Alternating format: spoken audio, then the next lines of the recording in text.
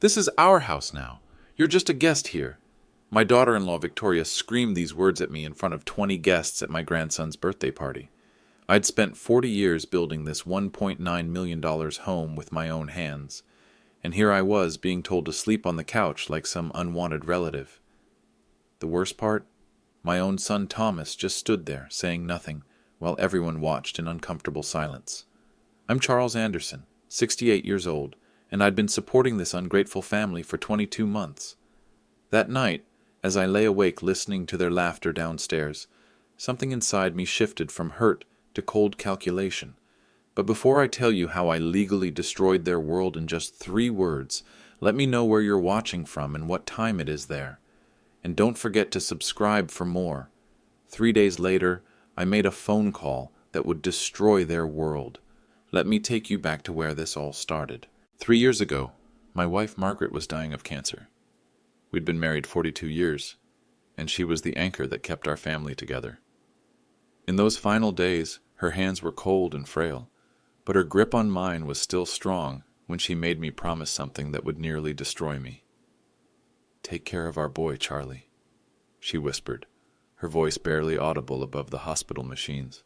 "Family first, always." I squeezed her hand, my own shaking with grief and determination. "I promise, Maggie.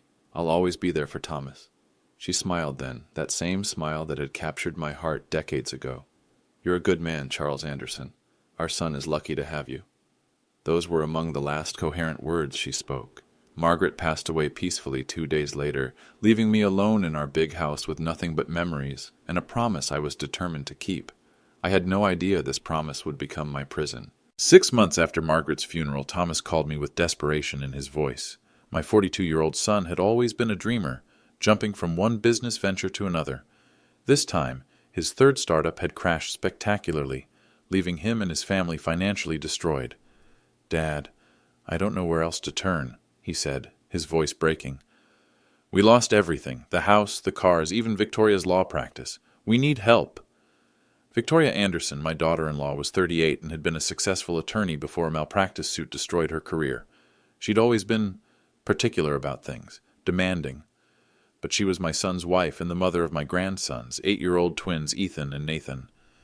"Of course, son, bring the family here. Stay as long as you need. It's just temporary, Dad, just until we get back on our feet." I opened my home to them without hesitation. Margaret would have wanted me to help, family first always.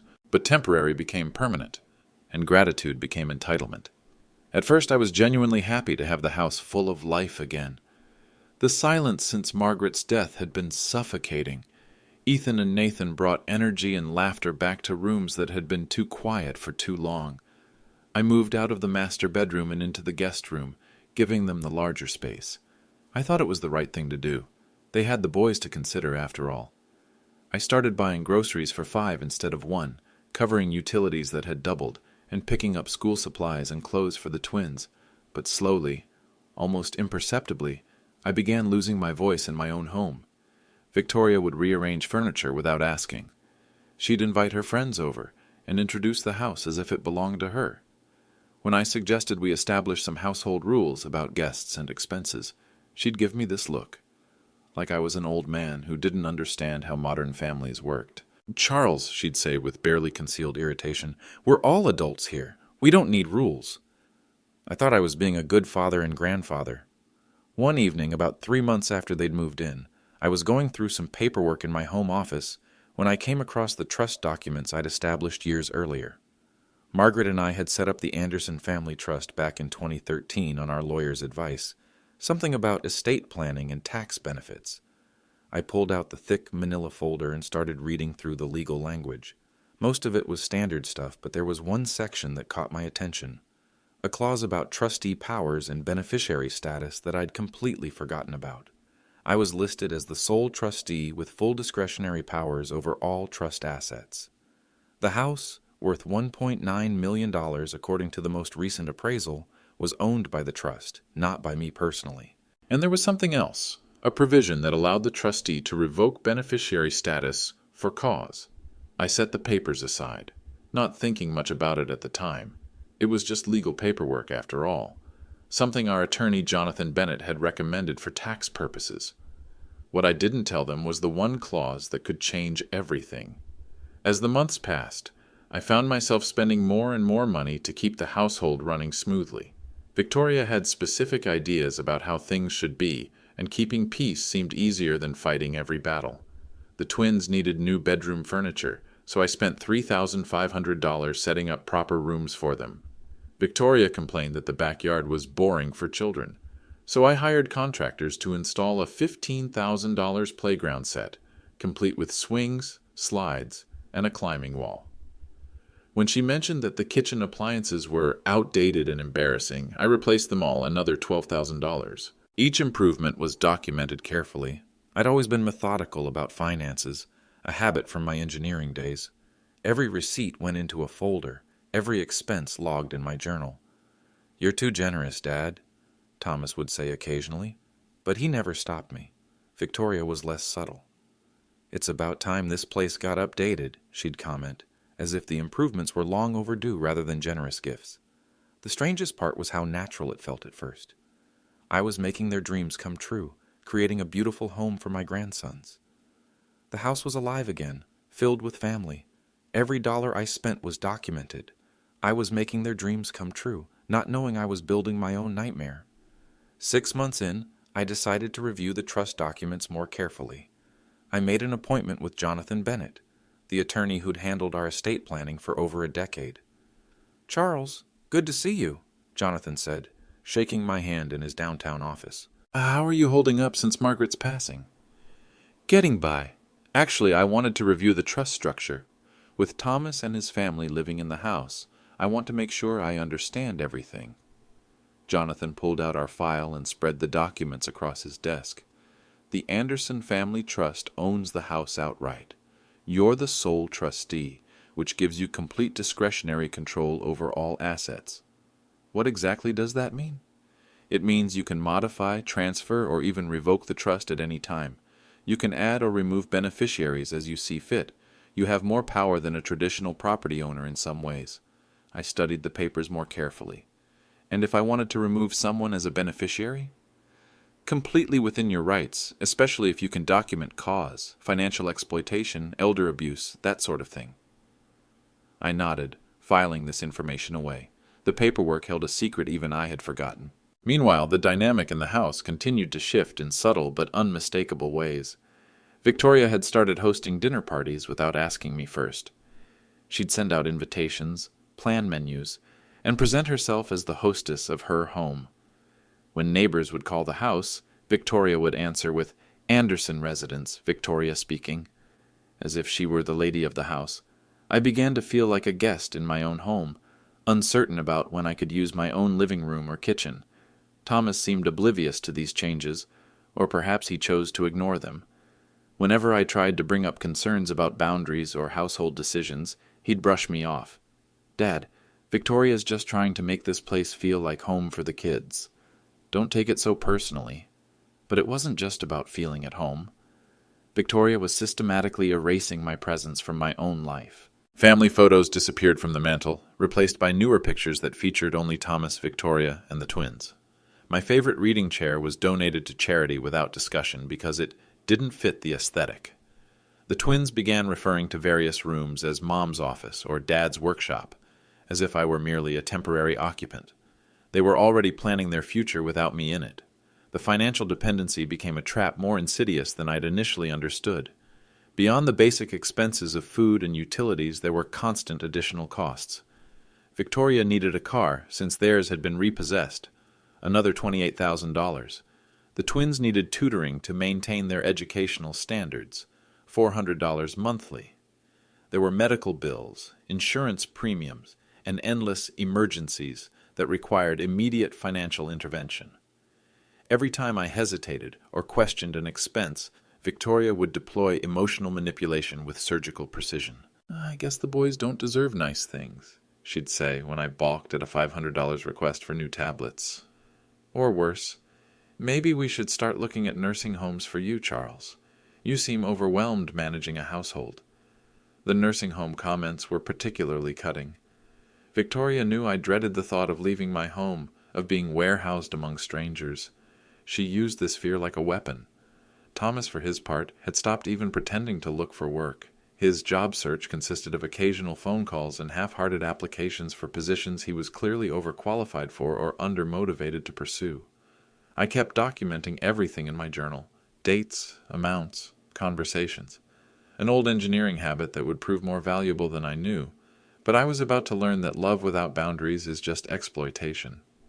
The first major disrespect incident happened on a Tuesday morning in October. I'd gone to my usual spot in the living room to read the newspaper and discovered that my favorite recliner, the chair where Margaret and I had spent countless evenings together, was gone.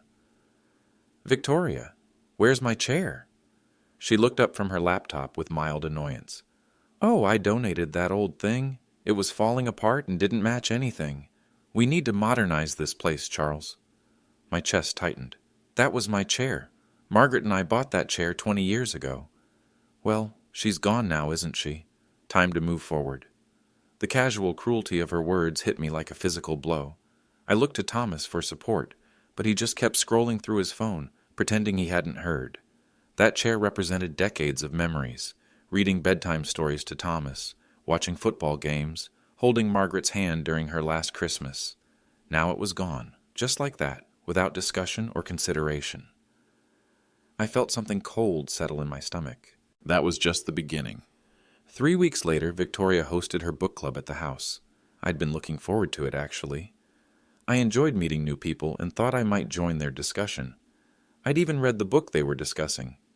When I entered the living room with a tray of coffee for the ladies, Victoria's voice cut through the conversation like a knife. "Charles, we don't need you hovering around here. This is ladies' time." The 5 women shifted uncomfortably in their seats. One of them, a kind-looking woman named Susan, smiled at me sympathetically. "Actually, I'd love some coffee, Mr. Anderson. Thank you." "I said we're fine," Victoria repeated, her tone sharper now. "Charles, please, go find something else to do." I set down the tray and retreated to my bedroom, my face burning with embarrassment. Through the closed door, I could hear muffled conversations and occasional laughter. I wondered if they were discussing my awkward dismissal. That night, I lay awake thinking about how I'd been made to feel like an intruder in my own home, in front of strangers. But if I thought that was bad, I was wrong. By December, Victoria had begun openly treating me like hired help rather than the homeowner. She'd leave me lists of errands to run, repairs to arrange, bills to pay. When I suggested we might want to discuss major household decisions together, she laughed. "Discuss? Charles, you don't understand how families work in the 21st century. We're not asking permission to live our lives." The birthday party planning was the worst example yet. Victoria invited extended family and neighborhood kids without consulting me. She booked an expensive catering service and charged it to my credit card. When I discovered the $1,200 charge, I tried to address it calmly. "Victoria, we should have discussed this expense first." "Should have discussed it? This is practically our house anyway." "Thomas is your only child, isn't he? We're your family." "It's still my house, and I'd appreciate being consulted on major expenses." Thomas finally spoke up, but only weakly. "Maybe we should ask Dad first next time." Victoria's eyes flashed dangerously. "Ask him what? It's practically our house anyway." The casual assumption in her voice was breathtaking. Each incident was worse than the last. The credit card abuse escalated in January. I discovered a $3,200 charge on my account for what Victoria had labeled as household necessities. When I examined the receipts, I found luxury skincare products, expensive wine, and designer clothes for Victoria.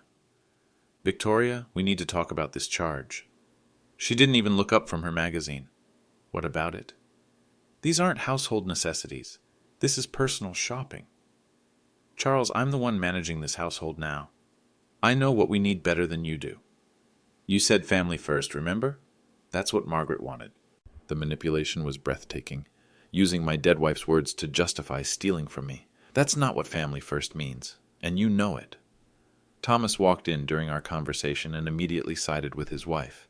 "Dad, you're being unreasonable. Victoria's doing her best to manage everything around here. The least you can do is trust her judgment." That night, I stared at the ceiling until dawn, finally understanding the pattern I'd been too blind or too hopeful to see earlier.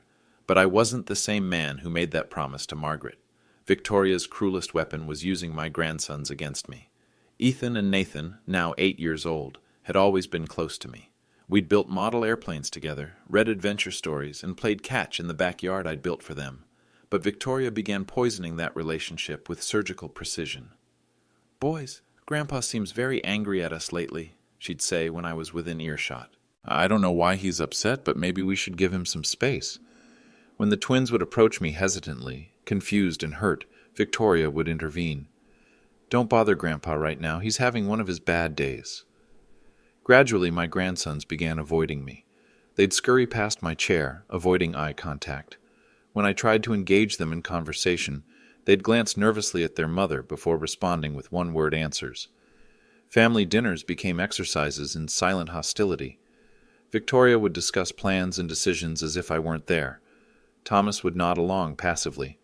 The boys ate quickly and asked to be excused. I realized I'd lost my connection with my grandsons entirely, but the worst was yet to come. In early February, I decided to make one last attempt at a serious conversation with Thomas.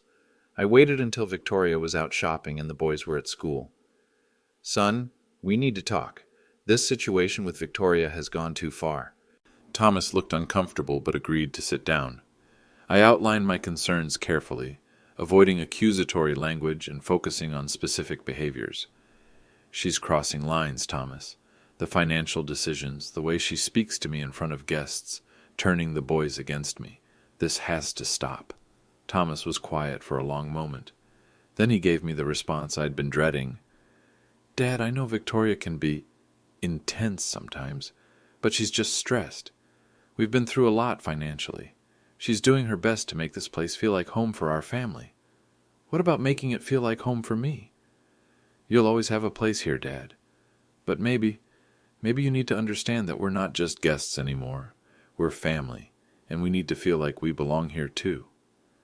There was no timeline for them leaving, no real plan, no acknowledgement of my legitimate concerns. But the worst was yet to come. The twins' 8th birthday party was Victoria's masterpiece of social theater. She'd spent weeks planning what she called the event of the season, sending out elegant invitations to 20-plus families from the neighborhood and the boys' school. I was genuinely excited about celebrating my grandson's birthday. Despite the growing tension with Victoria, Ethan and Nathan were still my boys, and I wanted their day to be special. I'd ordered custom gifts for each of them, remote-controlled airplanes I'd had engraved with their names. Victoria had transformed the house into what looked like a professional party venue. There were balloon arches, a chocolate fountain, and a full catering spread that I later learned cost $1,200. She'd hired a clown and rented party games. The backyard playground I'd installed was decorated with streamers and signs. As guests began arriving, Victoria positioned herself at the front door like a professional hostess, greeting everyone warmly and giving tours of her beautiful home. She wore a new dress that had probably cost more than most families spent on groceries in a month. I helped where I could, carrying chairs, refilling drinks, taking photos of the boys with their friends. It felt good to be useful, to contribute to their happiness. 20 adults mingled in my living room and backyard, complimenting Victoria on her hosting skills and her beautiful home. Several neighbors told me how lucky I was to have such a wonderful daughter-in-law. I had no idea this would be my last day as a welcome guest in my own home. The trouble started when I suggested we move the gift opening inside. The February weather was turning cold, and some of the younger children were getting uncomfortable. "Victoria, should we set up the gifts in the living room? The kids look cold." She turned to me with barely concealed irritation. "Charles, I've got this handled. Just stay out of the way, okay?" I noticed she'd charged another $800 to my credit card for party supplies without mentioning it. The bill had arrived in the morning mail, and I'd been trying to find the right moment to discuss it privately. "We need to talk about the charges you made to my account." Her face flushed. "Not now, Charles. Can't you see I'm hosting a party?" "I understand, but $800 for decorations seems excessive, and I wasn't consulted."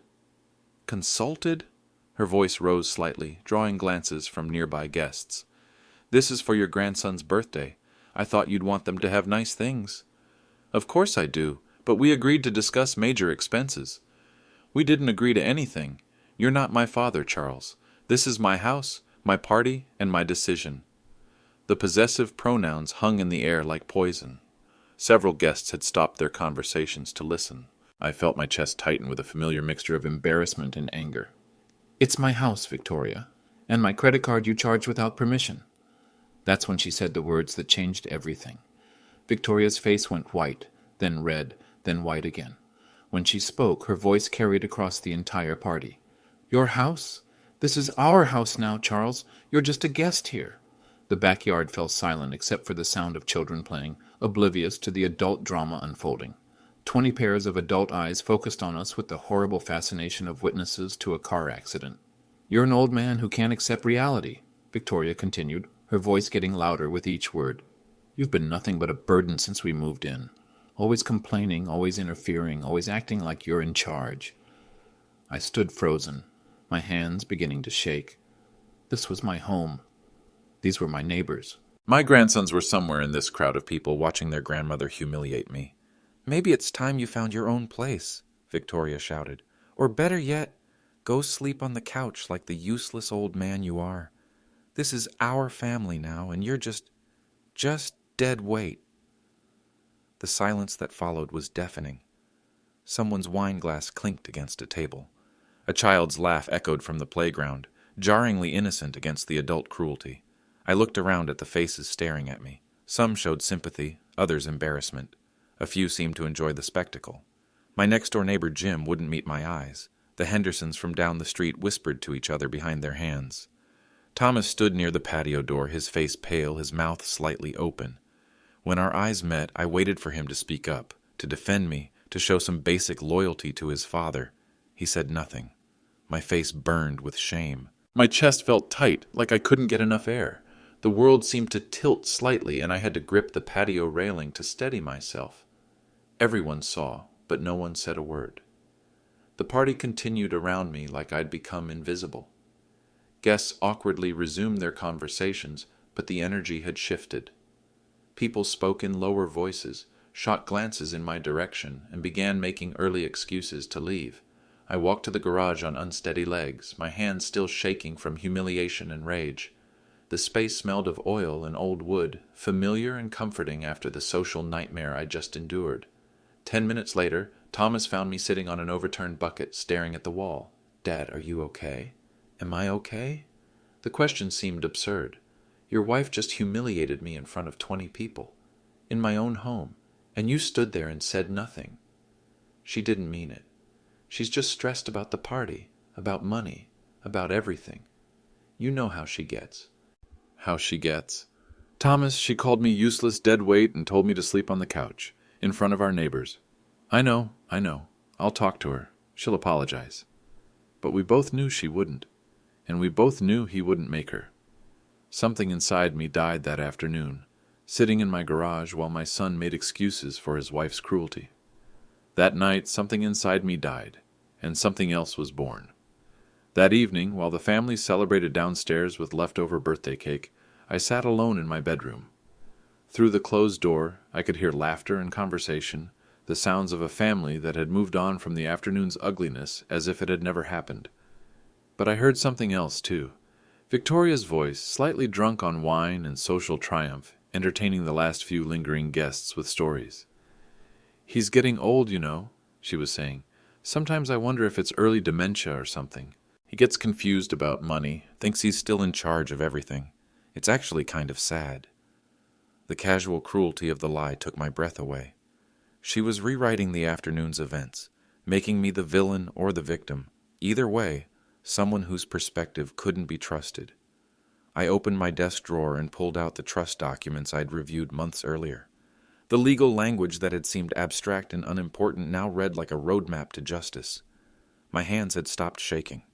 My mind felt clear and focused for the first time in months. The hurt and humiliation were crystallizing into something colder and more useful. Determination. I knew exactly what I had to do. Monday morning I made the first call. I didn't sleep that night. Instead, I sat at my desk with a yellow legal pad, methodically planning the end of 22 months of financial and emotional abuse. The trust document spread across my desk told a clear story. The Anderson family trust owned the house outright. I was the sole trustee with complete discretionary power over all assets. Thomas and Victoria were listed as beneficiaries, but that status could be revoked for cause. I had cause. 22 months of documented cause. My engineering background served me well in moments like this. Problems had solutions. Systems had procedures. Even legal systems had mechanisms for protecting people like me. I pulled out my expense journal and began tallying the numbers: groceries, utilities, insurance, car payments, medical bills, credit card charges, home improvements. The total was staggering: $84,000 in 22 months, almost $4,000 a month supporting people who called me useless deadweight. But this wasn't about money.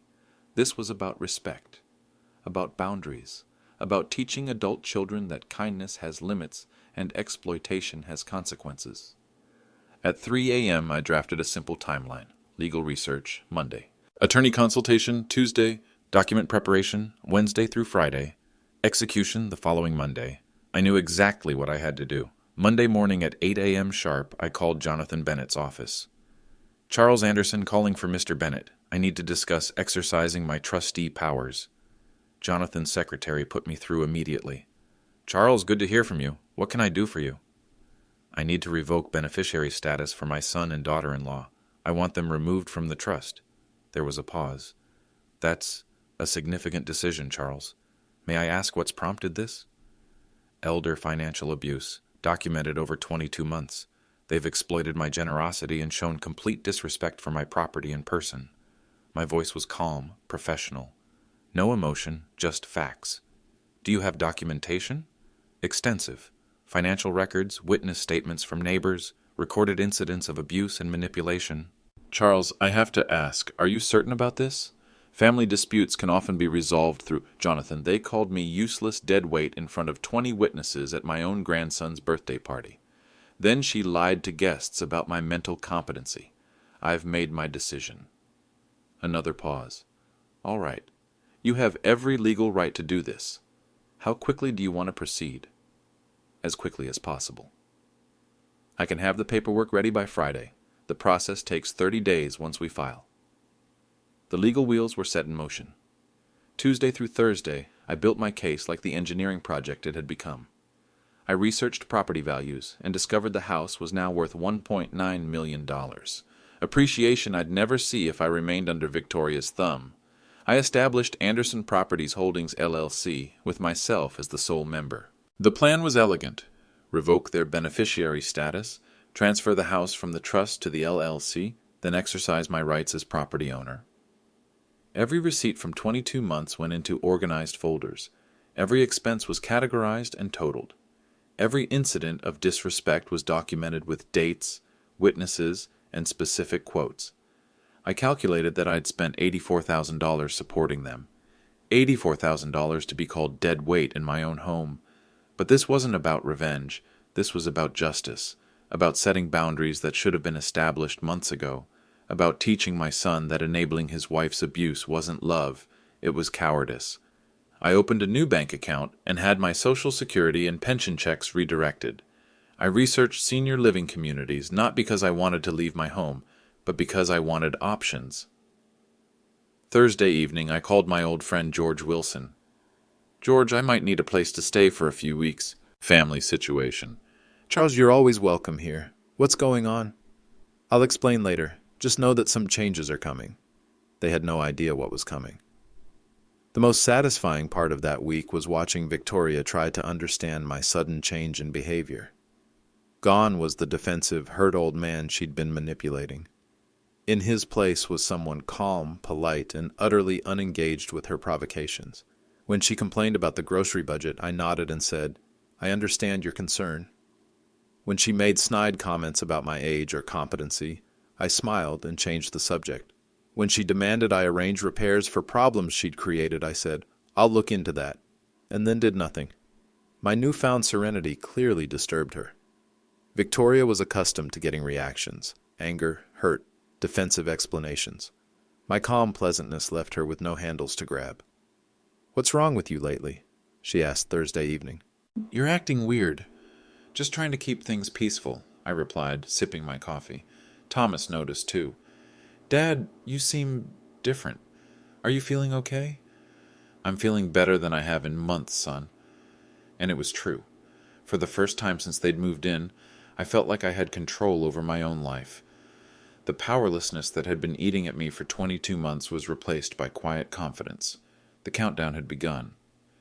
Friday afternoon, I met with Jonathan Bennett one last time to review the completed paperwork. Everything was in order. The trust beneficiary revocation was legally sound. The property transfer documents were prepared. The 30-day notice to vacate was drafted and ready for service. "Charles, once we file these documents, there's no going back. Are you absolutely certain?" I've never been more certain of anything in my life. That evening, I quietly packed my most important possessions. Family photos, Margaret's jewelry, my father's watch, important documents. I arranged for a storage unit and scheduled a moving truck for the following Saturday. I took one last walk through the house I'd built 40 years ago. The kitchen where Margaret had taught Thomas to cook. The living room where we'd celebrated countless Christmases. The backyard where I'd taught my son to throw a baseball. But those memories belonged to a different family. The people living here now were strangers who'd forgotten the meaning of gratitude and respect. Monday morning, I made the first call. Monday morning at 9 a.m., Jonathan Bennett filed the paperwork with the county clerk's office. The Anderson Family Trust beneficiary revocation cited documented financial exploitation and elder abuse as cause for removal. The house ownership transfer from trust to LLC was processed simultaneously. Within 2 hours, I became the sole owner of my own home again, not as a trust beneficiary, but as an individual property owner with complete authority.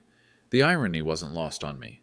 Victoria, with her legal background, had overlooked the most basic principle of trust law. The trustee has absolute power over trust assets. She'd assumed that beneficiary status granted some kind of ownership rights. She was wrong. I had copies of every financial record, every receipt, every documented instance of abuse. 22 months of evidence that would stand up in any court. The best part was the timing. Victoria had grown so comfortable in her assumed authority that she'd stopped watching for threats. She was planning a weekend trip to visit her sister, discussing home renovation projects, and researching private schools for the twins, all assuming the status quo would continue indefinitely. She had no idea that her legal status in my home had just changed from family member to trespasser. They had no idea what was coming. For the next 10 days, I maintained my routine perfectly. I continued being polite and accommodating, while Victoria unknowingly sealed her own fate with continued disrespectful behavior. Tuesday, she charged another $500 to my credit card for clothing without asking. I smiled and said nothing. Wednesday, she told the twins they couldn't play with me because Grandpa is having mood problems. I nodded sympathetically when she mentioned this in front of them. Thursday, she invited her sister's family for a long weekend visit, booking them in my guest room and promising to show them our beautiful house. I helped carry their luggage. Friday, she discussed repainting the living room and complained that my furniture was dragging down the whole aesthetic. I agreed that change could be good. Every additional act of disrespect was another nail in her coffin. Every assumption of ownership, every casual dismissal of my input, every financial decision made without consultation, all of it documented, all of it building toward a legal conclusion she couldn't imagine. Thomas remained blissfully oblivious, still half-heartedly job-searching while assuming his financial security was guaranteed by his father's generosity. The visiting family members would make perfect witnesses. Every day brought me closer to justice. Friday, February 20th, all the legal documents were finalized. I was officially the sole owner of the property.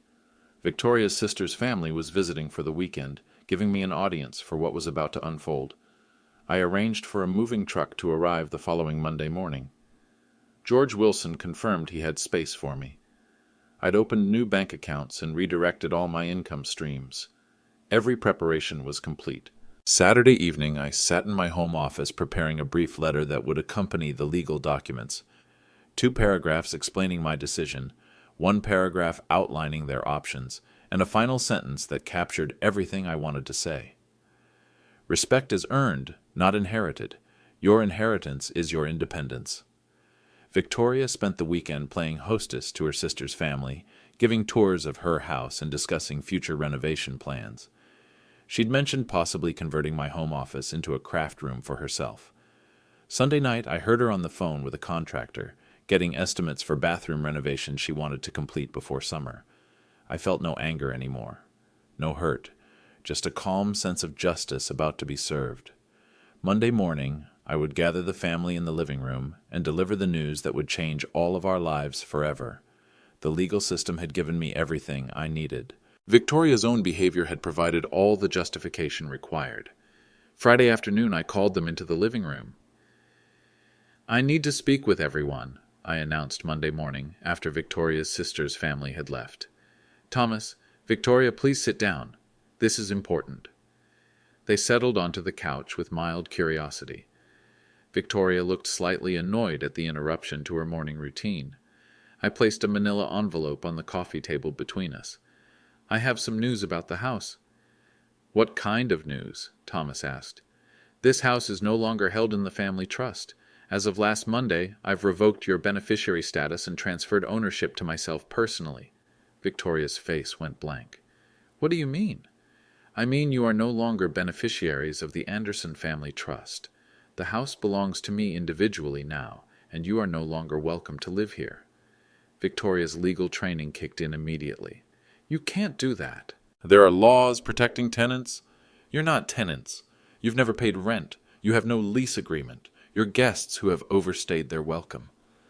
But the trust," Victoria sputtered. "I was the sole trustee with full discretionary powers. I exercised those powers. You're no longer beneficiaries." Thomas found his voice. "Dad, what are you talking about? This is our home." "No, Thomas, this is my home. It always has been. You forgot that. Both of you forgot that." Victoria stood up, her face flushing. "I'll sue you. This is elder abuse." "With what money? On what grounds? I have 22 months of documented financial exploitation. You've charged $84,000 to my accounts without permission. You verbally abused me in front of witnesses. You have 30 days to vacate." Victoria's legal threats crumbled as quickly as they'd been made. "I'll fight this in court." "With what attorney? You lost your license, remember? And I have Jonathan Bennett, who's represented this family for 15 years. He's already reviewed every document." The reality was sinking in. Victoria's face cycled through emotions: shock, anger, denial, calculation, and finally desperate bargaining. "Charles, let's be reasonable here. We're family. We can work this out. We had 22 months to work it out. You chose to call me useless dead weight instead." Thomas was staring at the legal documents, finally understanding the scope of what had happened. "Dad, surely we can find a middle ground." The middle ground was respecting me in my own home, consulting me about expenses, treating me like family instead of hired help. "But where will we go?" Victoria's voice had shifted from demanding to pleading. "That's your problem to solve, the same way it would have been if you'd never moved in here." "What about the boys? They'll have to change schools." "You should have considered that before you decided I was dead weight." Victoria tried a different approach. "I never meant those things I said at the party. I was stressed, overwhelmed. You meant every word, and you've meant every dismissive comment, every financial decision made without consultation, every effort to erase my presence from my own life." The facade was completely gone now. No more manipulation, no more emotional blackmail, no more assumed authority. The countdown had begun. I spent the next week methodically packing my belongings while Victoria and Thomas scrambled to find housing. The contrast was instructive. I moved with calm purpose while they panicked.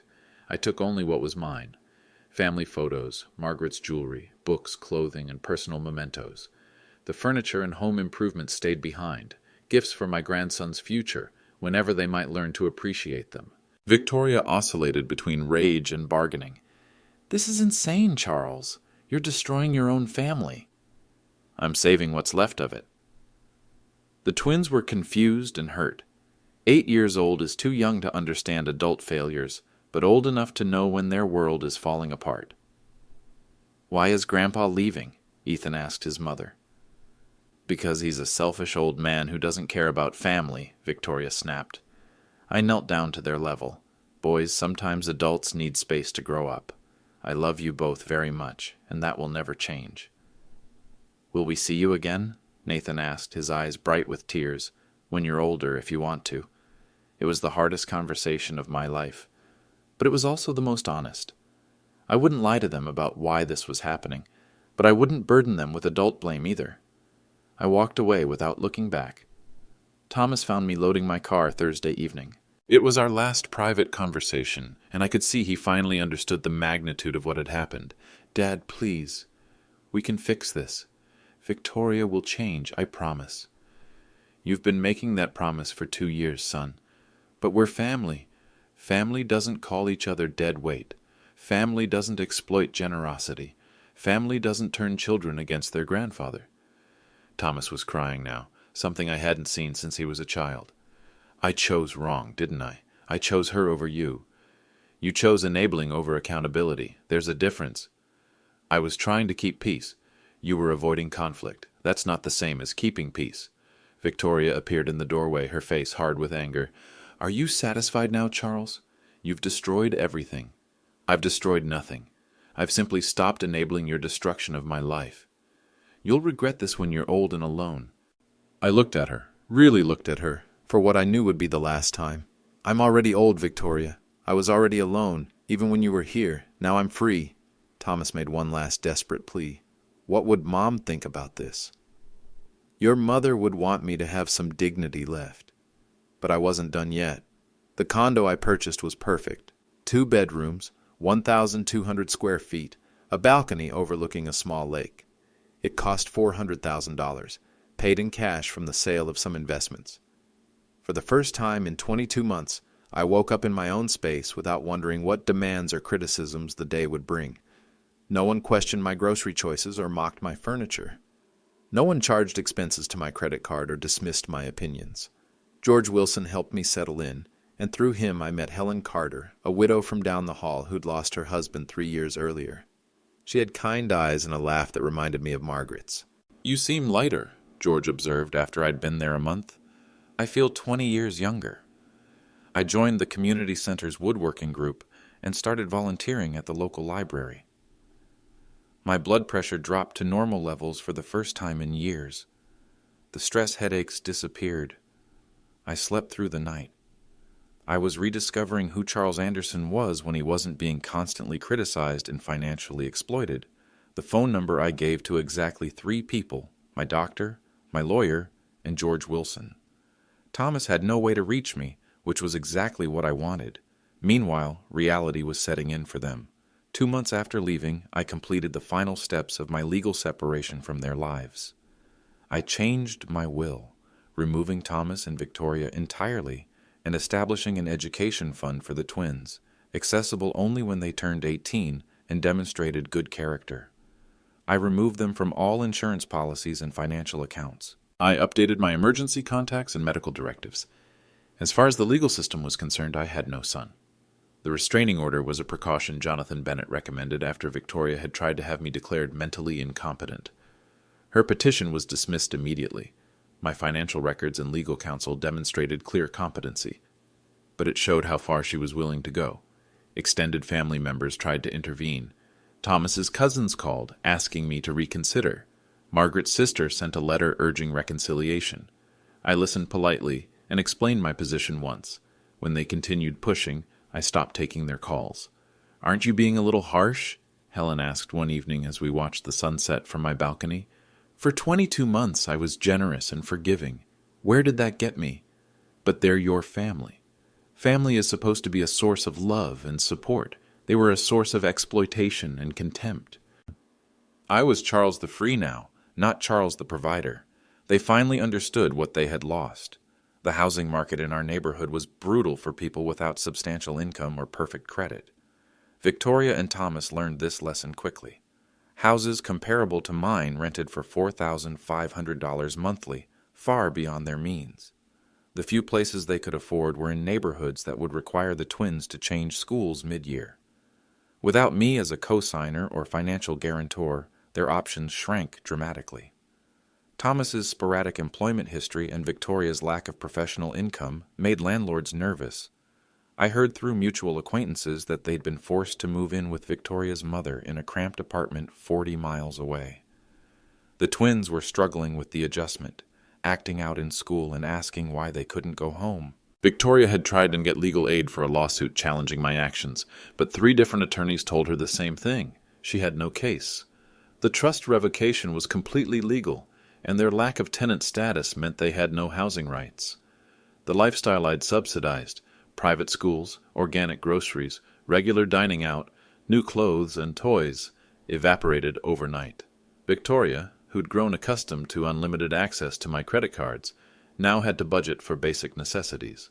Thomas finally found steady work in construction, motivated by necessity rather than ambition. Reality hit them like a freight train. The neighborhood gossip network had efficiently spread the story of the birthday party incident and its aftermath. The 20 witnesses to Victoria's public humiliation hadn't remained silent. Victoria's book club quietly removed her from their mailing list. School pickup became an exercise in social isolation as other parents avoided conversation. The tennis group she'd joined stopped including her in activities. I heard she called him dead weight in front of everyone. I was told a neighbor had whispered at the grocery store. Can you imagine? That man built that beautiful house with his own hands. The way she treated him was shameful. I'm glad he stood up for himself. The social fallout extended to Thomas as well. Men who'd known him since childhood were disappointed in his failure to defend his father.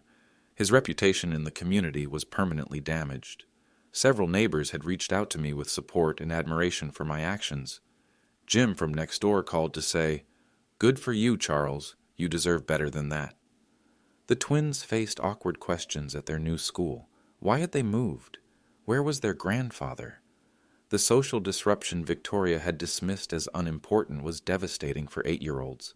They were learning the cost of burning bridges. 4 months after I'd left, Thomas tracked down my address and sent a handwritten letter.